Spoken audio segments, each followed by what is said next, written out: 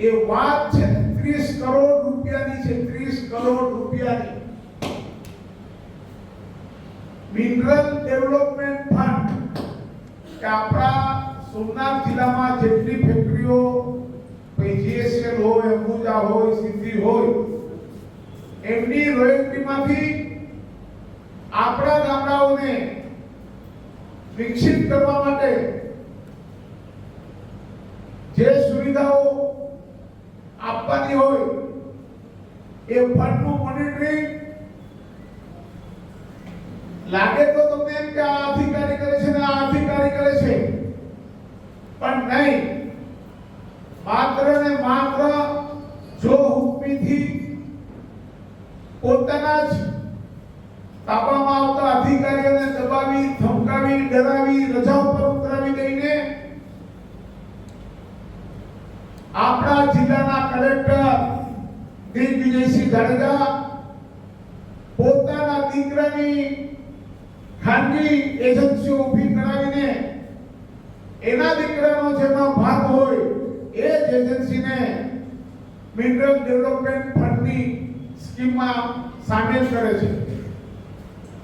આમાં દરેકમાં એક સમિતિ રચવાની હોય છે, કમિટી છે, જેને જેમ કે આ પેન છે એના નક્કી ભાવ કરવાના હોય.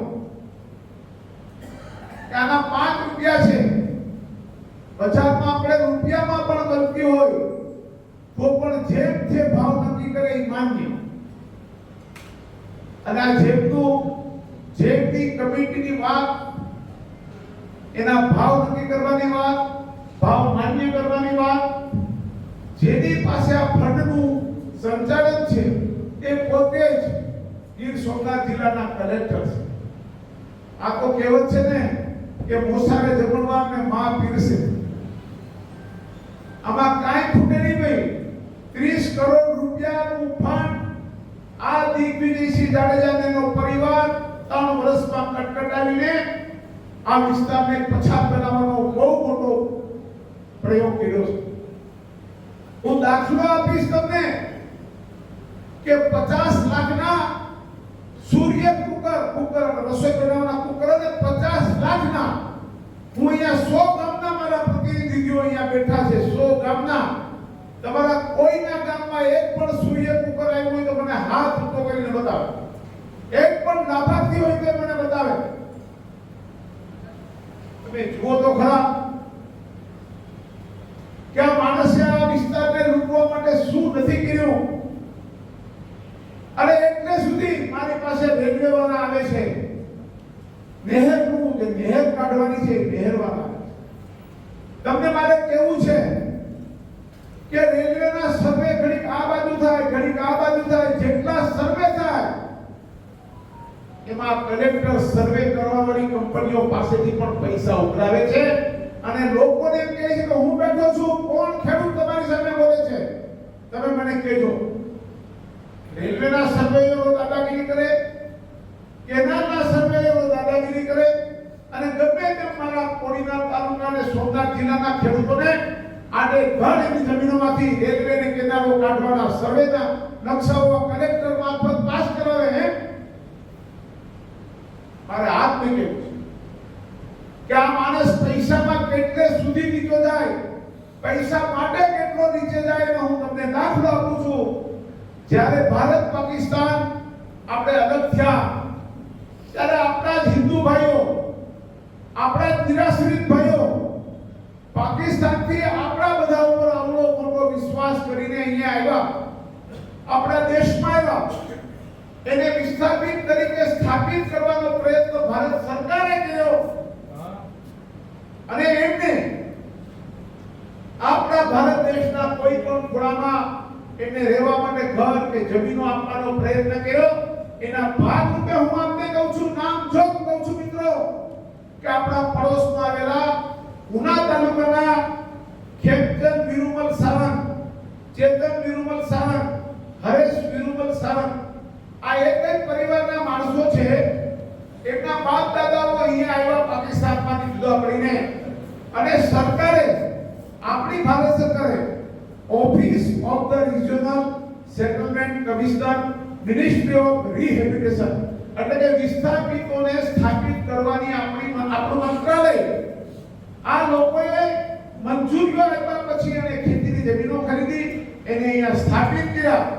આ પરિવારના બાળકો આજે પેઢી દર પેઢીથી હમણાં બીજડા ખેતી કરતા એ જમીનમાં બિન ખેતી કરવાનો પ્રયોગ કર્યો કે ચલો આપણે બિન ખેતી કરીએ. અને બિન ખેતી માટે અને ખાતેદાર થવા માટે જરૂરી હોય છે. બિન ખેતી ક્યારે થાય? જે ખાતાના ખાતેદાર થાય.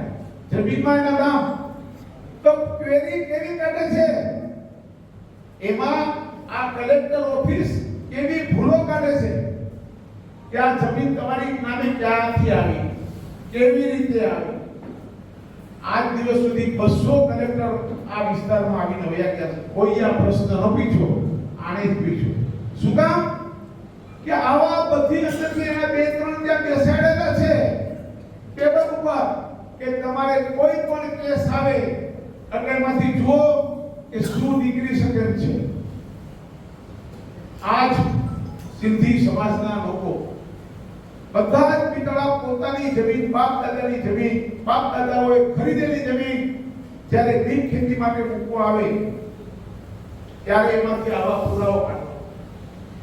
એમના નામ કેવી રીતે આવ્યા, એમની ખાતાની એન્ટ્રી કેવી રીતે પડે, આવું બધું એમાંથી કાઢીને આજ પરિવારના લોકો અત્યારે ગુજરાત હાઈકોર્ટમાં ગયા છે. ગુજરાત હાઈકોર્ટે કલેક્ટરની ઉપર 3 ખાતેદાર તરફથી નોટિસો કાઢવામાં આવી છે. મિત્રો, મારે તમને કહેવું છે કે જે બિચારા પાકિસ્તાનથી ભાગીને પોતાની જમીન, મિલકતો બધું જ મૂકીને ભારત પાકિસ્તાનના ભાગલા વખતે આપણા ભાઈઓ અહીંયા આવ્યા, એની પાસેથી પણ આ ભાઈ પૈસા છોડતો નથી.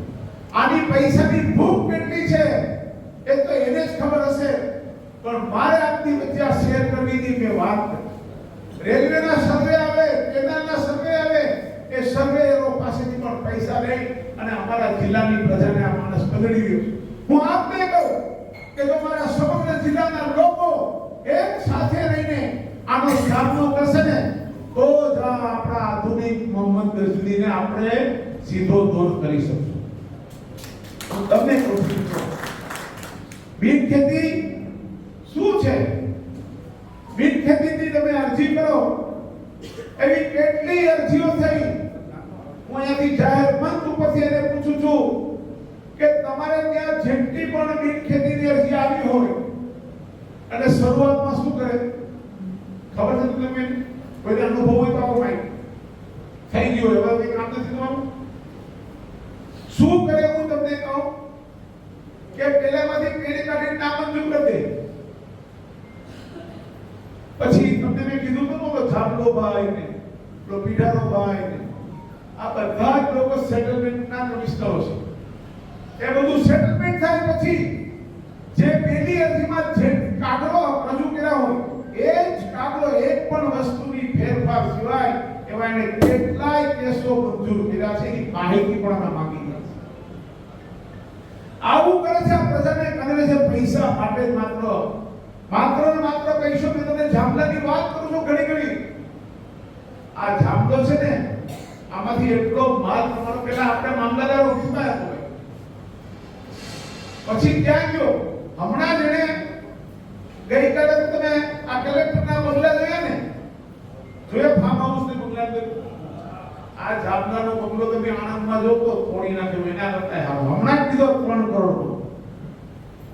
હું તમને આ બધી વાત એટલા માટે કરું છું કે અહીંયા 3-4 માણસોની જે ટીમ છે એ લોકોએ માત્ર અહીંયાની પ્રજાને લૂંટવાના કામ કરે છે.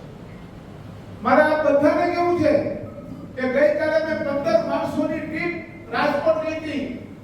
એમાં આપણી ભ્રષ્ટાચાર મુક્તિ અભિયાનના આપણા 5 એડવોકેટો પણ મારી સાથે અલગ જગ્યાના હતા. 10 મિત્રો અમે 2 જણાની સાથે સહાયકમાં હતા. અને અમે આ માણસના પરિવારની એક મિલકત રાજકોટમાં બહાર જ્યાં પણ હોય ત્યાંથી અમે માહિતી મેળવવા માટેના પ્રયત્નો કરીએ છીએ.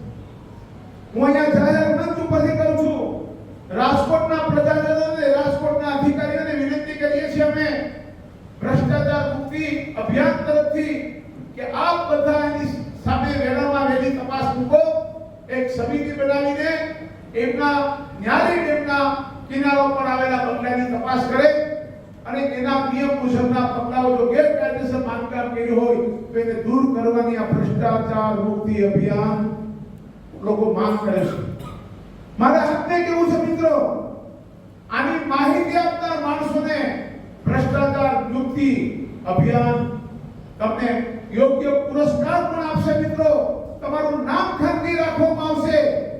આની અને આખી ટીમની માહિતી અમને જે કોઈ આપશે ને એને અમે યોગ્ય પુરસ્કાર અને એની તમામ બાતમી અમે ખાનગી રાખીશું અને તમને વચન આપીએ છીએ કે અમે કોઈ એવા નથી કે અંડર ટેબલ કટીને એના જેવા. અમે ખુલ્લા દિલથી અને ખુલ્લા મેદાનમાં આવ્યા છીએ એની સામે. અને હું સમગ્ર ગુજરાતની પ્રજાને કહું છું કે આ માણસે જ્યાં જ્યાં નોકરી કરી હોય, પછી મોરબી હોય, સુરત હોય, રાજકોટ રોડા હોય, આની જેટલી પણ માહિતી તમારી પાસે આવતી હોય ને અને એના આની ભોગ વિના હોય, આને તમારું શોષણ કર્યું હોય, તમારી પાસેથી રૂપિયાઓની લાંચ લીધી હોય અને ખોટા કામ કર્યા હોય ને એની માહિતી પણ અમને આપવા વિનંતી છે.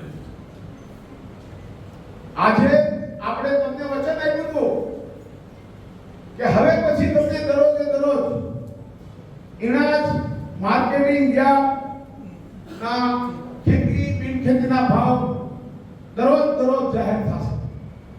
શું નામ રાખ્યું છે આપણે? ઇનાજ માર્કેટિંગ યાર્ડ. ખેતીની જમીનના 20 રૂપિયા થઈ ગયા, બિન ખેતીના આજની ખુલતી બજારમાં 40 રૂપિયા ભાવ થઈ ગયા. 50% ઘટાડો આવ્યો બે દિવસમાં, 50%નો. એ લોકોના જેટલા એજન્ટો ફરતા હતા ને માર્કેટમાં કીધું કે ભાઈ વાંધો નહીં, આપણે 50%માં. આ અસર છે મિત્રો, આ માત્ર અસર છે. તમને આજે બી એમ થતું હશે, હું અહીંયાથી વેરાવળની પ્રજાને કહું છું કે ડરો નહીં, હિસાબ ન કરવાનો. વેરાવળમાં ગમે ત્યારે ગમે તેને સાથે રાખી લે. કોણ કોના માટે શું બોલે છે એની પરવા નહીં કરો. કોણ તમારી સાથે છે ને કોણ તમારી સાથે નથી એની પરવા નહીં કરો. જેમ અમે બધા આ કોડીનાર તાલુકાની પ્રજાને અમારા આગેવાનો જે દીકરી મળ્યા છે ને એમાં તમે આ અભિયાનમાં જોડાઓ. વેરાવળમાં એટલા માટે કહું છું અને આ સોમનાથ જિલ્લાના તમામ પ્રજાજનોને કહું છું, તમામ પક્ષના હોદ્દેદારોને કહું છું કે તમે લોકો આનાથી ડર્યા વગર ખુલ્લે આમ બહાર આવો. આ આધુનિક લૂંટારાને ખુલ્લો પાડવામાં અમને સાથ અને સહકાર. આ માણસ એમ કહે છે કે હું કંઈ કરતો નથી.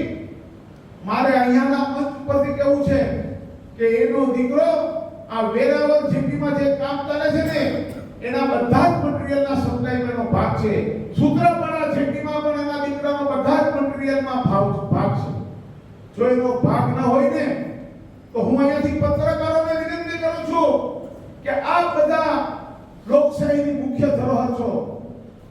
આ લોકશાહીનો તમે મુખ્ય સ્તંભ છો. મિત્રો મારી વાત જૂઠી પડે તો તમે ખાલી બંદરના ગેટ ઉપર જાઓ, સૂત્રાપાડા બંદરના ગેટ ઉપર જાઓ અને તમે જોઈ લો કે કેવી રીતે ટ્રાન્સપોર્ટેશન થાય છે, કેવી રીતે માલની આવક આવે છે. ખાસ કરીને હું આરટીઓ વિભાગને કહું છું, આરટીઓ વિભાગ, રોડ ટ્રાન્સપોર્ટ ઓથોરિટી, આના અધિકારીઓ સમજી લે કે આ કલેક્ટરના કહેવાથી તમે દોડવા માંડો છો. પણ મિત્રો અમને એ પણ ખબર છે હવે અમારી ટીમ નજીકના દિવસોમાં મેદાનમાં આવી જશે. અમે લોકોએ 15 જાબાજ જર્નાલિસ્ટ યુવાનોની ભરતી અમે કરી ગયા છે.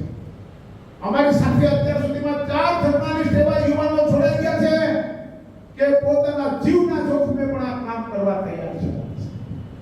હું આ બધા પત્રકારોને વિનંતી કરું છું કે જો હું ખોટો પડતો હોઉં તો તમે વેરાવળ બંદર ઉપર જાઓ અને સૂત્રાપાડા બંદર ઉપર જાઓ અને આરટીઓના અધિકારીઓને સાથે લઈને જાઓ અને ખાલી આ બધા જે વાહનો ભરીને આવે છે એનો વજન તો માપો એટલે તમને ખબર પડી જશે. આખું ગીર ખોદીને અમારા નામે કહે છે બધા, અમે તમને એમ કહીએ છીએ કે સમગ્ર વિસ્તારમાં ચાલતા જે પણ કંઈ કામો હોય ને, પછી એમડીએફ ના હોય કે જિલ્લા પંચાયતમાં જે પણ દેવાના હોય, આ બધા કામોમાં આ લોકોની ભ્રષ્ટ ટોકરી આવી ગઈ છે. સુજલામ સુફલામ યોજના અહીંયા બેઠા છે ગામના તમામ સરપંચોને કહું કે તમે લેખિતમાં આરટીઆઈ કરો અને આરટીઆઈ માંથી તમારે માહિતી મળે તો અમે આરટીઆઈ કરવાના છીએ. અમારી પાસેથી માહિતી લઈ જાઓ કે તમારા ગામની અંદર સુજલામ સુફલામ યોજના હેઠળ કેટલા તળાવો, કેટલા ડેમો આ બધું બનાવવામાં આવ્યું છે એની માહિતી અમે તમને આપીશું. આ સંપૂર્ણ સૌથી વધુમાં વધુ ભ્રષ્ટાચાર આ માણસે 2024 માં ઇરિગેશન ડિપાર્ટમેન્ટમાં કલસરિયા સાહેબ કરીને હતા. ખબર છે તમને તળાવ ઊંડા ઉતારતા હતા. મને માત્ર તમે તમારા ગામના તમામ તળાવોની માપણી કરી, તમારા હાથથી માપણી કરો, કેટલા ફૂટ લંબાઈ, પહોળાઈ અને ઊંડાઈ છે એની માહિતી આપો. પછી એક વસ્તુ તમે સરકારી રેકોર્ડ ઉપર થયેલા કામ મુજબ ગણો, તમને ખબર પડી જશે કે કેવડો મોટો ભ્રષ્ટાચાર થયો છે. આમાં આ બધું ફંડ વાપરવું હોય ને, બધું ફંડ વાપરવું હોય. તમારે પંખો ખરીદવો, મેં તમને કીધું એમ 50 લાખના સૂર્યથી ચાલતા, તડકાથી ચાલતા કુકર લીધા. 50 લાખના. તમારા કોઈના ગામમાં એની આવ્યું છે? આ વાત મેં બીજી વાર રિપીટ એટલા માટે કરી કે તમારી પાસે માહિતી હોય તો આપો.